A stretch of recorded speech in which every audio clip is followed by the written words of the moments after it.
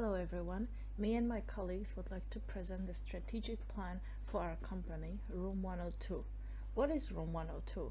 It is a diverse collective of students and young creatives focusing on study and viewing of the film media from all around the world, aiming to stimulate creativity by enabling access to venues, technical equipment, or hands-on work. It also is concerning itself its cultural event organization. Room 102's mission is to use art to combat social exclusion that happens in between internationals and Dutch students in the city of Groningen, empower students and creatives. Room 102's vision is a low barrier, reliable, and also sustainable system that will be easy to pass among students and also be governed by the students. Its objectives are further inclusivity in art and social spheres, to build equipment capital for student and creative use, gather and maintain contact to other cultural spaces, and as well as an aim to make a student film festival as a part of Room 102 and its recruitment process at the beginning of the year. Then the analysis of external and internal environment. But firstly, the macro-external environment, which includes the best factors. Starting with the political factor, there are laws in place that regulate how an organization functions, like profit and membership, for example. And there's also copyright laws that can limit Room 102 in what it wants to show. Secondly, the economic factor. Room 102 relies on participation power of the population it targets. It is private in that it relies on itself and its members to stay in existence, because relying on financial backers could lead to unwanted interference. Thirdly, the social factor. The target audience largely consists of the thousands of international students in Groningen, and as of right now, there are very few organizations with the same target audience. Lastly, there's the technological factor, in which other organizations currently provide the facilities to organize meetings, and well, Room 102 does have an online tool over which it has full control. Then there's the micro-external environment that also has to be analyzed, starting with the competition. Well, many film clubs could be seen as direct competitors, although many don't have the discussions and are mostly Western-centric. Venues are also competitors, as they can facilitate meetings without Room 102 interferencing. Indirect competitors are audience members themselves, as they can decide to watch movies at home. And then there are the stakeholders and the influence, which provide the needs. For film course professors, they provide the need for a consistent film club. The film course students need or want for extracurricular film activities. Then there are also the non-film course affiliated students, which provide the need to not be too inclusive. And then there's also the partnering venues. They are the ones that facilitate the meeting place. And the long-term involvement for the stakeholders, well, for film professors, there are almost none. But for the other participants, it's a place that has to be interesting for all. And for the venues, there's no long-term involvement plan, as Room 102 aspires to become more self-reliant. And lastly, there's also the internal analysis, which currently Room 102 has limited members and tools to organize a meeting, but it has the online tool, which is used to keep Room 102 relevant to current circumstances.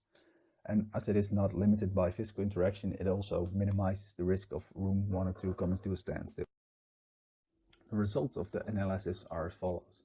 The strengths are generating conversation about the cultural aspect, educational in terms of spreading underlying cultural tendencies, adaptable to environmental changes, financially independent from outsiders, independent from government decision making, simple structure for member base, no competition with film course framework.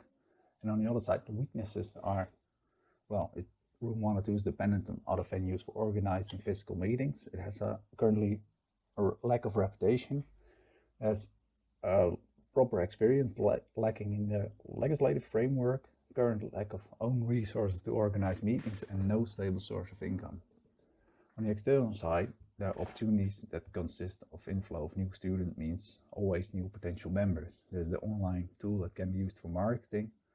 There's a falling back on the online community if outside measures, like for example staying at home, are introduced. And it has a focus on unique target audience. The threats, on the other hand, is that Room 102 has to rely on others for organizing meetings, bankruptcy due to no financial security due to a lack of income, no clear view of interest from target audience, and without clear marketing, the risk of disappearing in the pool of film club. And in short, the main strategies, well, for Room 102, strategy of stability is the best one to follow within the long-term capacity building as acquiring materials needed for organizing meetings, and cost leadership and differentiation to help gain financial security to build capacity whilst also staying interesting for participants. Closer on the short term, a networking strategy at local level allows Room 102 to have a large pool of partners to choose from, and defining the product portfolio helps makes an inventory which helps Room 102 bargain with partners and helps future operating members keeping Room 102 in business. Then the strategic directions in creative programming, well, a chance to give participants a stage to showcase art remains at the core of Room 102's creative programming, and as of right now, Room 102 already has an online tool that can be used to assist in realizing our goals. Organizing more physical meetings both in partnership with venues and other similar organizations increases the awareness for Room 102, and in physical meetings the focus still lies on conversations about art and the cultural background of art, and the meetings help add another layer of social interaction. It is the networking strategy that gives Room 102 the opportunity to grow, and thus it is strategic for Room 102 to establish a network of partners. It is very important to communicate with our members and viewers and to build this relationship. Room 102 will allocate 25% to marketing, PR, and additional project. These projects are supposed to make Room 102 more established, more visible, as well as continue the string of cultural events created and governed and curated by the students, which gives them also a hands-on experience. Our marketing possibilities start with university and Minerva. We have contact, access to lectures, teachers, so the 5 minutes before or after a lecture is very helpful to us to explain a little bit to new students or first years what it is about and have them join us, as well as digital and social media. What is also important are local collaborations and to join community. So for example, our local collaboration with Friday Night. Our innovations in marketing would be our app that is currently in development, but if this app would come out, it would be a specific app of Room 102, and many information and communication would come directly through this app, as well as another innovation that we brought during these times, the social distancing times, would be a website stream. So we're using our own website to continue screening movies through internet, as we cannot do screenings now. So even this website stream after these times will be still useful to reach a wider audience. Digital marketing, audience development, and research are very important to Room 102 because we need to establish a certain online presence. So when newcomers to the city will go on Facebook, search for events, search for cultural venues, that we will appear and reach these people that are looking for us. As you can see on the data from our site, we have currently reached about 947 people in last month, and we made 9 events, and there has been total of 58 event responses, and we mostly are reaching women. So our next step is to somehow make it a little bit more inclusive to men as well, as we have been screening quite some movies in succession that were female oriented. The Human Resource Management Plan it has to be fairly simple because this is an organization by students for students, so it relies on voluntary basis and the passion of students to continue this organization. And the main human resource management strategy is on education and personal development. The collective should work in a collaborative networking mode, and individual inputs and initiatives are an important driving force for the future of this organization. Room 102's technological and production plan can best be summarized with a summary from its flowchart. When a member has an idea, the idea is written down with a request for resources and funds. The board decides whether this request is viable. If so, the project enters the production process. A preliminary plan is set up, including set goals. This first stage is the alpha stage, where the project must attain its minimum viable product, according to the set goals in the preliminary plan. If so, the project enters the second stage. If not, the artist can continue without Room 102 support until the goals have been achieved. The second stage is the beta phase, where the project is further fine-tuned for marketability, taking in feedback from a limited audience.